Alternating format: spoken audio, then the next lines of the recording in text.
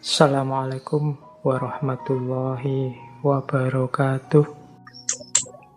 Nah, terus unsur-unsur para pecinta muhibbin, orang yang mencintai itu, yang terlibat dalam jiwanya adalah tiga hal ini, yaitu perasaan, kemudian keinginan atau nafsu kalau berlebihan, dan kenikmatan atau kebahagiaan. Ini variabel-variabel pokok dalam cinta. Yang pertama, perasaan. Ya tentu saja cinta itu hubungannya dengan passion.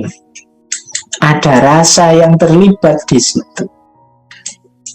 Nah, untuk perasaan ini, ya tentu saja kita harus mensyukurinya. Karena cinta itu kan anugerah dari Allah. Tapi jangan terbawa perasaan. Kita harus bisa mengendalikan, menguasai. Menguasai bukan mematikan ya. Jadi kita kuasai, biar tidak salah orientasi. Jadi biar kita ngerti kapan itu harus direm. Jadi ya memang kita tidak bisa ngatur kita jatuh cinta pada siapa. Tapi kita harus mengendalikan. Alhamdulillah kalau orang bisa jatuh cinta. Tapi kalau kok jatuh cintanya pada istrinya orang atau suaminya orang, yo remnya harus pakem.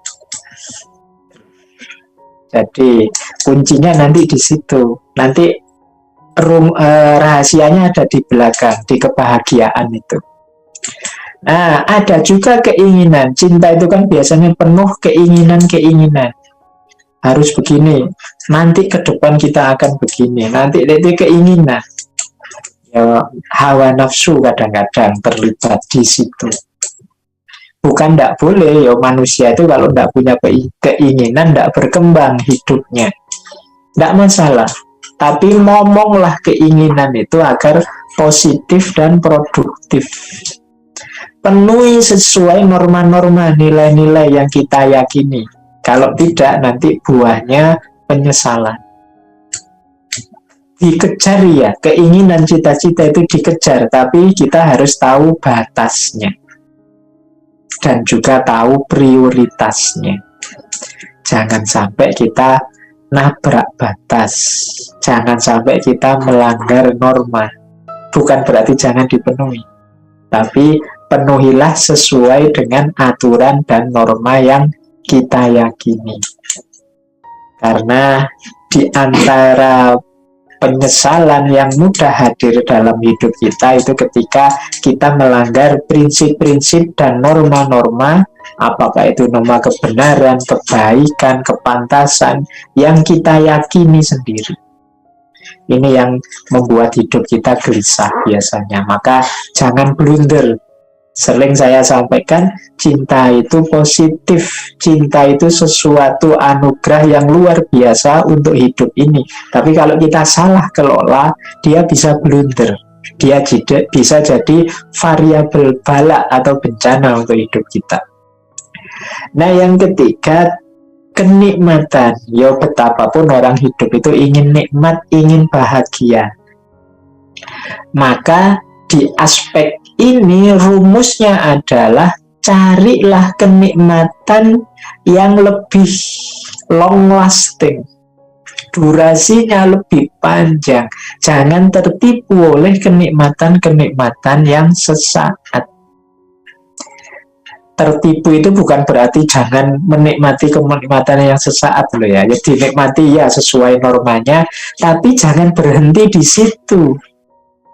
Kalau berhenti di situ nanti tertipu seolah-olah sumbernya bahagia hanya itu, sumbernya nikmat hanya itu. Kalau berhenti di situ berarti kita tertipu. Kenapa tertipu? Ada nikmat yang lebih dalam, ada nikmat yang lebih tinggi kelasnya. Jadi kan sering kalau ada orang sampai nggak nikah-nikah sampai umurnya banyak terus menikah, kan guyonannya, wah ternyata nikah itu apa enaknya ndak enaknya sedikit, sisanya enak, misalkan kayak gitu. Itu kan padahal itu ada yang lebih enak lagi. Bukan hanya kenikmatan fisiknya, tapi apa? Kenikmatan yang jauh lebih abadi, kebahagiaan yang jauh lebih esensial. Nah, kalau di kitabnya Ibnu Qayyim ya memang kenikmatan fisik ya, tapi ada lagi kenikmatan tercapainya cita-cita, angan-angan. Kita hidup berdua itu kan tidak hanya untuk menikmati aspek fisiknya saja, tapi kan punya cita-cita bersama. Oh, itu kalau terpenuhi, nikmatnya lebih luar biasa. Kenikmatan fisik itu kalau berulang kadang-kadang jemu, bosan. Tapi kalau kenikmatan cita-cita mewujudkan keinginan bersama itu jauh lebih panjang durasinya. Apalagi kenikmatan ilmu intelektual, meningkatnya kualitas hidup karena ilmu, apalagi kenikmatan spiritual. Jadi kedekatan kita dengan Allah, kenikmatan iman, kenikmatan agama. Yo, saya tidak tahu teman-teman jalan beragamanya seperti apa, tapi kalau bisa kita bisa menikmati agama. Karena rasanya kok banyak orang memposisikan agama itu sebagai beban hidup. Padahal Allah menghadirkan agama untuk kita, itu kan untuk memudahkan, untuk memfasilitasi kita agar hidup kita tidak berat dalam berbagai aspeknya. Tapi kita sering memposisikan agama sebagai beban. Mari kita nikmati indahnya beragama. Yang ini yang sering hilang hari-hari ini. Jadi kenikmatan spiritual ini lebih abadi sifatnya, lebih panjang jangkauannya. Kita sering berhenti pada kenikmatan fisik. Itulah mengapa saya sering kalau webinar-webinar ditanya, Pak gimana sih Pak, kok kalau sudah nikah sekian tahun itu rasanya kok bosen ya Pak, enggak kayak waktu pacaran dulu. Jangan-jangan kita berhenti di kenikmatan fisik. Ya, kenikmatan fisik sebagaimana semua kenikmatan manusia yang lain, kalau berulang, intensitas nikmatnya turun. Ini yang sudah nikah lama ngerti ya, antara manten baru dengan sekarang itu kan beda sudah intensitasnya.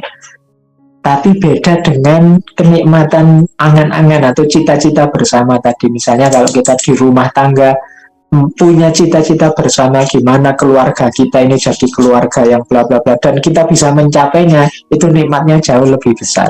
Apalagi kalau target kita adalah kebahagiaan level spiritual.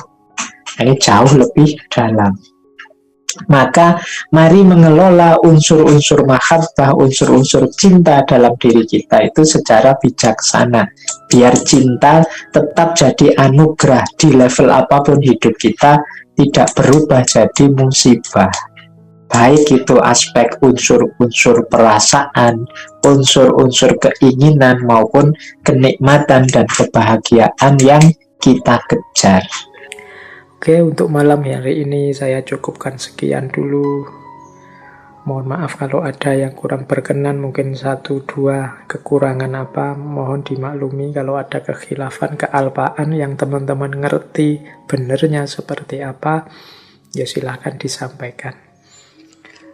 Kurang lebihnya mohon maaf. Wallahul muwaffiq, wallahu a'lam bissawab. Wassalamualaikum warahmatullahi wabarakatuh.